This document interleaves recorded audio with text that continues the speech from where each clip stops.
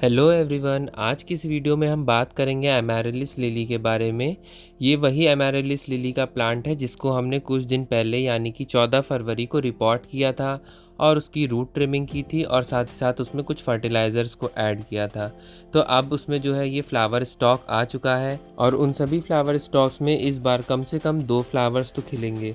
मैंने इस बार जब इसकी रिपोर्टिंग और प्रूनिंग की थी और जब फर्टिलाइज़र को ऐड किया था तो आप सबके साथ शेयर भी किया था, तो आप उस वीडियो को जाकर देख सकते हैं। मैं आई बटन में उसका लिंक दे दूंगा। इस बार इस प्लांट में फर्टिलाइज़र को ऐड करने का फ़ायदा एक ये हुआ है कि हर बल्ब में से कम 2 स्टॉक निकले हैं।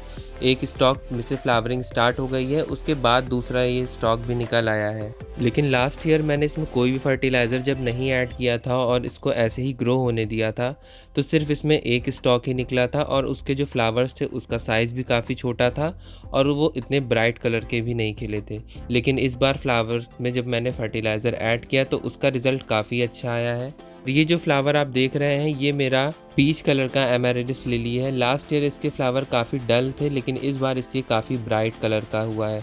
आपको कैमरे में देखने में लग सकता है कि ये रेड कलर का है लेकिन ये पीच कलर का है। ये जो आप फ्लावर स्टॉक देख रहे हैं ये मेरा रेड एमैरिलिस का है और इसका कलर काफ़ी सुंदर है। जब इसका फ्लावर खिलता है तो 3 से 4 दिन तक वो बना रहता है। जब आपके एमैरिलिस में फ्लावरिंग हो जाए तो आपको एक चीज़ का ध्यान रखना है कि आप इसको फुल सनलाइट में मत रखिए जब इसमें फ्लावर्स खिल जाएं, नहीं तो इसके फ्लावर्स काफ़ी जल्दी ख़राब हो जाएंगे। नहीं, और अगर आप इसको स्लो लाइट में रखेंगे जहाँ पे सिर्फ ब्राइट लाइट आती हो, डायरेक्ट सनलाइट ना आती हो, तो ये कम से कम 3 से 4 दिन चल जाएंगे। और साथ ही साथ इसमें आप वाटरिंग का भी ध्यान रखिएगा। ओवर वाटरिंग से जो फ्लावर बड है वो गिर जाती है। जब आपको पॉट में लगे कि मिट्टी सूख रही है काफ़ी ज़्यादा तभी आप इसमें वाटरिंग करिए। ये जो बल्ब वाले प्लांट होते हैं इनमें एनर्जी पहले से स्टोर होती है तो इनको ज़्यादा वाटरिंग की ज़रूरत नहीं पड़ती है। तो आप इसमें कम वाटरिंग करेंगे तो आपके प्लांट ज़्यादा हेल्दी बने रहेंगे। ये जो पॉट है इसमें काफ़ी सारे 3 से 4 बल्ब लगे हुए हैं एमैरिलिस लिली के, लेकिन सिर्फ एक ही बल्ब में से स्टॉक निकला है। ऐसा इसलिए हुआ है कि क्योंकि जो छोटे छोटे बल्ब थे उसमें इस बार फ्लावरिंग नहीं हुई है। जो मैच्योर बल्ब है उसी से ही सिर्फ फ्लावरिंग होती है। कम से कम जब आपका बल्ब 2 साल पुराना हो जाएगा और उसका साइज़ काफ़ी बड़ा हो जाएगा तभी उसमें फ्लावरिंग होगी। अगर आपके भी इस बार एमैरिलिस में फ्लावरिंग नहीं हुई है तो उसका रीज़न सिर्फ यही है क्योंकि आपका बल्ब इतना मैच्योर नहीं हुआ है कि उसमें फ्लावरिंग हो सके। और ये जो आप रेड एमैरिलिस का मेरा प्लांट देख रहे हैं उसमें फ्लावरिंग देख रहे हैं ये मेरा 3 से 4 साल पुराना है, इसलिए इसमें हर साल फ्लावरिंग होती ही होती है। इस बार इसमें 2 स्टॉक्स आए हैं। ये पहला स्टॉक है जिसमें फ्लावरिंग हो रही है और जब ये स्टॉक ख़त्म हो जाएगा उसके बाद दूसरा इसमें से नया स्टॉक निकल ही रहा है तब उसमें फ्लावरिंग होगी। ये जो एमैरिलिस का प्लांट होता है इसमें फ्लावर्स तो बहुत सुंदर आते हैं और काफ़ी समय तक रुके भी रहते हैं अगर हमने इसकी देखभाल अच्छे से की है। लेकिन इस फ्लावर की सिर्फ एक कमी ये है कि ये साल में सिर्फ एक बार खिलता है जो कि है मार्च अप्रैल का टाइम। तो अगर इसमें जो स्टॉक आ रही होती है वो अगर आपसे गलती से टूट जाएगी तो इसमें फिर न्यू स्टॉक नहीं आती है। अगर आपका प्लांट ज़्यादा मैच्योर नहीं रहेगा तो उसमें सिर्फ एक स्टॉक आएगी।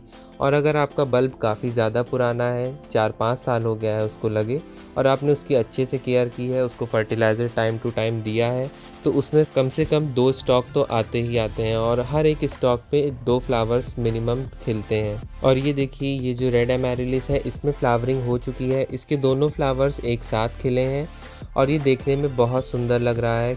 इसके जो फ्लावर्स हैं इसका साइज़ काफ़ी बड़ा है क्योंकि इसमें मैंने इस बार अच्छे से फर्टिलाइज़र को ऐड किया है और साथ ही साथ इसकी काफ़ी केयर की है। और इसके जो फ्लावर्स थे उसका साइज़ कम से कम मेरे हाथ के बराबर था। जब अगर इसमें एक बार फ्लावरिंग हो जाती है उसके बाद अगर आप इसमें पॉलिनेशन कर देंगे, हैंड पॉलिनेशन अगर आप करते हैं तो इसमें सीड्स भी तैयार होते हैं इसी स्टॉक पर।